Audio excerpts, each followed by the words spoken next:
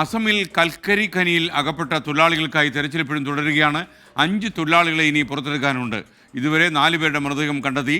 വിനീത വിജി വീണ്ടും ചേരുകയാണ് വിശദാംശങ്ങളുമായി. വിനീത, എന്തൊക്കെയാണ് ഇപ്പോൾ നമുക്ക് ലഭിക്കുന്ന വിവരങ്ങൾ?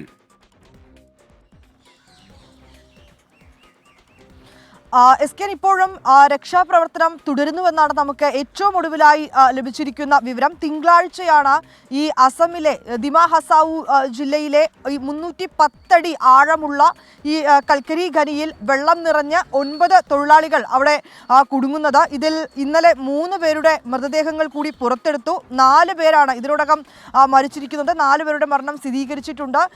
ഇതിൽ ഒരാൾ ദിമാ ഹസാവു സ്വദേശി തന്നെയാണ്. അയാൾ 27 വയസ്സുകാരനാണെന്ന് തിരിച്ചറിഞ്ഞിട്ടുണ്ട്. മറ്റുള്ളവരുടെ മൃതദേഹങ്ങൾ തിരിച്ചറിയുന്നതിനുള്ള നടപടിക്രമങ്ങൾ ഇപ്പോഴും പുരോഗമിക്കുന്നുവെന്നാണ് നമുക്ക് അറിയാൻ കഴിയുന്നത്. ബാക്കി 5 പേർക്കുള്ള തിരച്ചിൽ ഇപ്പോഴും നടക്കുന്നുവെന്നാണ് നമുക്ക് മനസ്സിലാക്കാൻ കഴിയുന്നത്. ഒപ്പം തന്നെ ഈ രക്ഷാപ്രവർത്തനങ്ങൾ ഇപ്പോഴും പുരോഗമിക്കുന്നുണ്ട്. നാവികസേനയുടെയും കരസേനയുടെയും ഒക്കെ ഡൈവിംഗ് ടീമുകൾ സംയുക്തമായിട്ടാണ് ഈ പ്രവർത്തനങ്ങളൊക്കെ അവിടെ നടത്തുന്നത്. ഈ വെള്ളം ഈ ഖനിയിൽ നിന്ന് പുറത്തേക്ക് പമ്പ് ചെയ്യുന്നതിനുള്ള നടപടിക്രമങ്ങൾ ഇപ്പോഴും പുരോഗമിക്കുകയാണ്.